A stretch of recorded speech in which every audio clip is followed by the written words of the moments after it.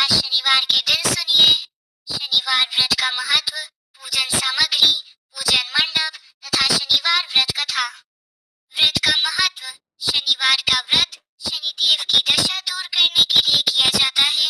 इस दिन शनिदेव की पूजा की जाती है, जिसमें काला तिल, काले कपड़े, काले उड़द, काले तिल का तेल आदि उपयोग में लाए जाते हैं, क्योंकि शनिदेव को यह बहुत प्रिय है। लोहे के बर्तन में तिल और पैसे रखकर दान किए जाते हैं। शनिवार के दिन बहू को उसके पीहर नहीं भेजा जाता है। चना खाते हैं। इस दिन पीपल के पेड़ की पूजा भी की जाती है। तेल, घी, लकड़ी, कोयला, नमक और लोहे की वस्तु खरीदना उचित नहीं माना जाता है। इस दिन शनि स्त्रोत का पाठ करना लाभदायक सिद्ध होता है। पूजन सामग्री को व्यवस्थित रूप से पूजा स्थल पर जमा कर रख ले, जिससे पूजन में अनावश्यक व्यवधान न हो। यदि इनमें से कुछ सामग्री न जुटा सके तो कोई बात नहीं, जितनी सामग्री सहर्ष जुटा सके उसी से भक्ति भावना से पूजा करें, क्योंकि कहा जाता है भगवान भावना से प्रसन्न होते हैं, सामग्री से नहीं। चौकी, रोली, मौली, अक्षत, दीपक, शुद्ध देशी घी, रुई, धूपबत्ती, फूल, अष्टगंध, अगरबत्ती, कपूर, तुलसी दल, जनेऊ, जल का कलश, प्रसाद के लिए धूपबत्ती, फूल, अष्टगंध, अगरबत्ती, कपूर, तुलसी दल, जनेऊ, जल का कलश, प्रसाद के लिए गेहूं के आटे की पंजीरी, फल, दूध, मिठाई, नारियल, पंचामृत, सूखे मेवे, शक्कर, पान में से जो भी हो सवाया ले। पूजन का मंडप। पूजन को शुरू करने से पहले मंडप तैयार कर ले। सबसे पहले पूजा के स्थान को साफ कर ले। अब पूर्व या उत्तर की ओर मुख कर बैठे। पूजा वाले स्थान को साफ करके चौकी स्थापित करनी चाहिए। चौकी पर शुभ चिन्ह स्वास्तिक बनाए। चौकी पर साफ लाल रंग का कपड़ा बिछाएं। अब भगवान श्री गणेश एवं भगवान विष्णु की तस्वीर रखें। श्री कृष्ण या सत्यनारायण की प्रतिमा की भी स्थापना कर सकते हैं। अब बाईं ओर दीपक रखें। चौकी के सामने पूजन की थाली व जल भरकर कलश रखें। पूजन की थाली में रोली में से एक स्वास्तिक बनाते हैं। इस थाली में ही फूल, मिठाई, रोली, मौली, सुपारी, पान, चावल, कपूर, धूप, अगरबत्ती, एक दीपक, जल कलश रखें। आइए अब हम शनिवार व्रत की कथा सुनते हैं। नर्मदा नदी के किनारे एक गांव में बहुत ही बड़े साहूकार का परिवार निवास करता था। साहूकार की मृत्यु हो चुकी थी। घर में साहूकारनी तथा उसके 2 बेटे और एक बड़ी बहू थी। साहूकारनी का छोटा बेटा मानसिक रोग से ग्रस्त था। उसकी मानसिक स्थिति ठीक नहीं थी। साहूकारनी की बड़ी बहू तारा को विवाह के कई वर्ष बीत गए थे, पर अभी तक उसे संतान नहीं हुई थी। तारा को सदैव यही भय रहता था कि कहीं उसके पति संतान पाने के लिए दूसरा विवाह न कर लें। यदि उसके पति ने दूसरा विवाह कर लिया तो उसे सौतन का दुख सहना पड़ेगा। उसी डर से तारा ने एक योजना बनाई और उसे अपने घर में काम करने वाली नौकरानी चंदा से अपने देवर चंदन का विवाह कराने के लिए अपनी सास साहूकारनी तथा अपने पति को मना लिया। चंदा स्वभाव से बड़ी ही दयालु तथा कृष्ण जी की भक्त थी। वह बचपन से ही उस साहूकारनी के घर में काम करती थी। उसका अपना कोई नहीं था।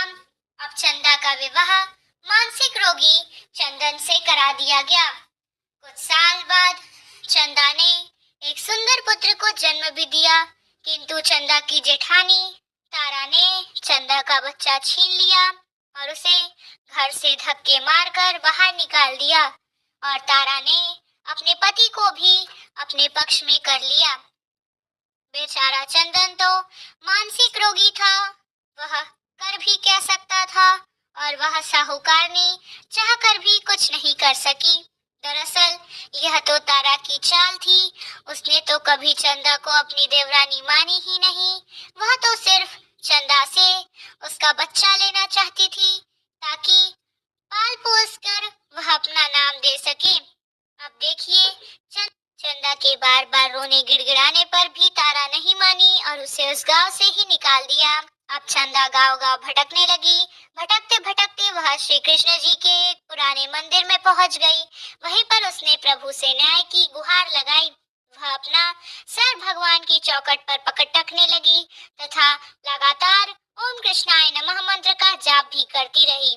करुण पुराण न्याय के देवता शनिदेव ने सुनी तथा भगवान श्री कृष्ण ने आदेश से तुरंत चंदा के पास उपस्थित हो गए और साधारण मनुष्य का रूप धारण करके उसे अपने पाप को और कष्ट न पहुंचाने के लिए कहा और कहा कि हे बहन, तुम श्री कृष्ण के ऊपर विश्वास रखो और ओम कृष्णाय नमः मंत्र का जाप करती रहो। तुम्हारा अवश्य ही कल्याण होगा। तुम्हें जो भी दुख है सब भगवान श्री कृष्ण हर लेंगे और शनिदेव की कृपा से तुम्हारा मंगल होगा। यह सुनकर चंदा भगवान श्री कृष्ण जी की आराधना में लग जाती है। शनिदेव का ध्यान करते हुए ओम कृष्णाय नमः मंत्र का जाप करने लगती है। अब शनिदेव एक साधु का बेस बदलकर साहूकारनी के घर पहुंच गए और अलख जगाने लगे। तब घर से बाहर साहूकारनी निकली और उसने भिक्षा देकर उन्हें प्रणाम किया। तब साधु रूपी शनिदेव ने कहा कि हे देवी, मैंने सुना है आपके घर में कोई मानसिक रोगी है। मैंने 7 सालों से हिमालय के जंगलों में भटकते हुए बहुत ही दुर्लभ जड़ी बूटी इकट्ठी की है जो हर प्रकार के रोगों को समाप्त कर देती है। यदि आप कहें तो मैं घर के मरीज को ठीक कर सकता हूँ। उस साहूकारणी ने कहा, हे महात्मन, अहो भाग्य जो यहाँ आप पधारे। हाँ महाराज जी, मेरा छोटा बेटा ही दिमागी रूप से बीमार है। आप उसे ठीक कर दीजिएगा। आप जो चाहेंगे मैं आपको दे दूंगी। आइए, घर के अंदर आइए। साहूकारनी ने अपने बेटे चंदन को साधु महाराज को दिखाया तो अब चंदन के चले जाने से बहुत ही दुखी था। साधु महाराज ने अपने कमंडल से जल निकालकर उसे अभिमंत्रित करके चंदन को पाने के लिए और पीने के लिए भी दिया। उस जल को पीते ही चंदन बिल्कुल ठीक हो गया और साधु महाराज ने तारा को भी बहुत समझाया कि वह चंदा का बच्चा उसे वापस कर दे और अपनी गलती को स्वीकार कर ले, परंतु वे मानी नहीं। वह तो उल्टे ही साधु महाराज को ही डांटने लगी, यहाँ तक कि चंदन के ठीक होने से उसे ईर्ष्या करने लगी। इस बात से रुष्ट होकर भगवान शनिदेव की दशा तारा को लग गई और वह मानसिक रोगी हो गई। उसका एक हाथ लकवे से ग्रस्त हो गया। साधु महात्मा के बताए अनुसार चंदन अपनी पत्नी चंदा को घर ले आया और अपनी पत्नी, बच्चे और माँ के साथ हंसी खुशी जीवन व्यतीत करने लगा। तारा को शनिदेव ने उसके कर्मों का फल दिया और चंदा ने सिर्फ ओम कृष्णाय नमः मंत्र का जाप करने से ही उस पर कृपा बरसाई और उसका बच्चा, पति, परिवार वापस मिल गया। उसका पति स्वस्थ हो गया। जय जय शनिदेव। अब आइए सुनते हैं शनिदेव जी की दूसरी कथा। एक ब्राह्मण देवता थे। उन्हें सपने में नीली घोड़े पर सवार एक नीले कपड़े पहने व्यक्ति दिखाई दिया, जिसने कहा, हे ब्राह्मण देवता, मैं तेरे लगूंगा। यह सुनकर ब्राह्मण देवता घबराकर उठ बैठे। अगले दिन फिर यही सपना उन्हें दोबारा आया। अब तो लगातार यह सपना ब्राह्मण देवता को रोज रोज दिखाई देने लगा, जिससे वह परेशान हो गए और माने चिंता के वह दुबले होने लगे थे। उनकी पत्नी ने कारण पूछा तो उन्होंने अपने सपने के बारे में बताया। ब्राह्मणी बोली, वे अवश्य ही शनि महाराज होंगे। अब की बार दिखे तो कह देना कि लग जाओ, पर 1.25 पहर से ज्यादा मत लगना। उस दिन सपना आने पर ब्राह्मण देवता ने कहा कि लग जाओ, लेकिन कितने समय के लिए लगोगे? तब शनिदेव जी बोले, पूरे 7 वर्ष का लगूंगा। तो ब्राह्मण देवता ने कहा, क्षमा कीजिएगा, परंतु शनिदेव जी, इतना भारी तो मुझसे झेला नहीं जाएगा।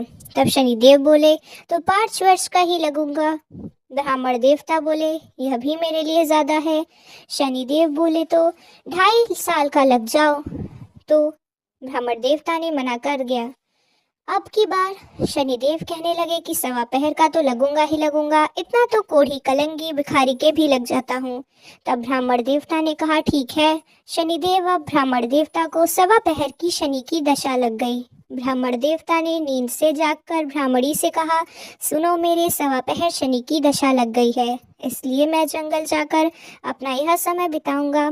मेरे खाने पीने के सामान बांध दो, मेरे पीछे से किसी से लड़ाई झगड़ा ना हो, इस बात का खूब ध्यान रखना, और घर में ही ज़्यादातर रहना। बच्चों का भी ध्यान रखना। इस सवा पहर के कोई भी अगर तुम्हें गाली भी दी तो चुपचाप सुन लेना, बहस मत करना। यह सारी बात समझा बुझाकर ब्राह्मण देवता जंगल की ओर चले गए। जंगल में जाकर वह एक पीपल के पेड़ के नीचे बैठ गए और हनुमान जी का पाठ करने लगे। एक पहर बीत गया। ब्राह्मण देवता ने सोचा कि बाकी बचा हुआ समय भी रास्ते में ही बीत जाएगा, इसलिए वह वहां से उठकर चल पड़े। रास्ते में एक बाड़ी में मतीरे लगे देखे तो माली से एक मतीरा खरीदा, पोटली में बांधा और आगे बढ़ गए। आगे जाकर एक आदमी मिला जो कि वास्तव में ही शनिदेव जी थे। ब्राह्मण से पूछा, पोटली में क्या है? तो उसने कहा, मतीरा है। शनिदेव जो एक साधारण व्यक्ति के रूप में थे, वे बोले, दिखाओ। ब्राह्मण ने पोटली खोली तो उसमें मतीरे की जगह राजकुमार का कटा हुआ खून से लथपथ सिर दिखाई दिया। यह देखकर ब्राह्मण देवता तो घबरा गए। शनिदेव ब्राह्मण देवता को राजा के पास ले गए और कहा कि राजन, इस ब्राह्मण ने तो राजकुमार की हत्या कर दी है। इसके पास पोटली में राजकुमार का ही सिर है। राजा ने कहा कि मैं यह नहीं देख सकता, इस ब्राह्मण को सूली पर चढ़ा दो। इधर पूरे राजमहल में एकलौते राजकुमार की हत्या का दुखद समाचार फैल गया और हाहाकार मच गया। ब्राह्मण देवता को सूली पर चढ़ाने से पहले पूछा गया कि अगर कोई उनकी आखिरी इच्छा हो तो वह बताएं। ब्राह्मण देवता ने सोचा कि किसी न किसी तरह सवा पहर तो पूरा करना ही होगा। उन्होंने कहा कि वह रोज बालाजी की कथा सुनते हैं, मरने से पहले अंतिम बार बालाजी की कथा सुनने चाहते हैं। तब ब्राह्मण देवताओं को कथा सुनाने का प्रबंध किया गया। कथा कहते कहते सवा पहर बीत गया। शनि की दशा टल गई और दशा टलते ही राजकुमार शिकार खोलकर खेलकर राजमहल से उसकी ओर लौटता हुआ दिखाई दिया। राजकुमार को इस तरह स्वस्थ आता देखकर राजा हैरान होकर बहुत प्रसन्न हुआ, लेकिन अगले ही क्षण राजा को एहसास हुआ कि उसने तो एक ब्राह्मण को सूली पर चढ़ाने का आदेश दे दिया है। वह ब्राह्मण तो निर्दोष है और किसी ब्राह्मण की हत्या का उस पर पाप लगेगा, दोष लगेगा। यह सोचकर राजा घबरा गया और उसने तुरंत घुड़सवारों को, सैनिक को ब्राह्मण का आदर सहित वापस ले आने के लिए भेजा। अब ब्राह्मण देवता को सूली से उतारकर राज दरबार में लाया गया तो राजा ने उससे क्षमा मांगी और पोटली दिखाने के लिए कहा। अब की बार ब्राह्मण देवता ने पोटली खोली तो उसमें तो मदिरा था। राजा ने इन सब के बारे में पूछा तो ब्राह्मण देवता ने बताया, राजन, मुझे सवा पहर की शनीश्वर की दशा लगी है और इसी कारण यह सारा तमाशा भी हुआ है। राजा ने पूछा, हे ब्राह्मण, यह दशा कैसे टलती है?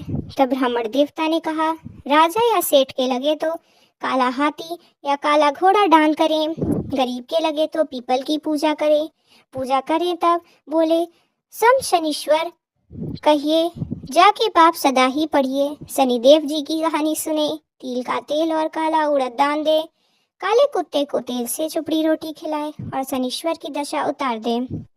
राजा ने ब्राह्मण देवता को मछड़ा वापस करके दे दिया और घर जाकर ब्राह्मण देवता ने मछड़ा काटा तो उसमें बीज की तरह हीरे मोती निकले। यह देखकर ब्राह्मणी ने पूछा कि यह कहाँ से लाए? आप तो कह रहे थे कि शनि की दशा लगी है। ब्राह्मण देवता ने बताया, भाग्यवान, जब दशा लगी थी तो यही मदिरा राजकुमार का सिर बन गया था। उतरती दशा के शनिदेव जी निहाल कर गए हैं हमें। हे शनिदेव जी, जैसे ब्राह्मण ने शनिदेव की दशा लगी वैसे किसी को ना लगे। आप सब पर अपनी कृपा बनाए रखें। सभी प्रेम से बोलिए, शनिदेव जी की जय। इसी प्रकार से शनिदेव जी की कथा समाप्त होती है। अगर आपको यह वीडियो पसंद आई हो तो वीडियो को लाइक और चैनल को सब्सक्राइब कीजिएगा और कमेंट में जय शनिदेव ज़रूर लिखिएगा।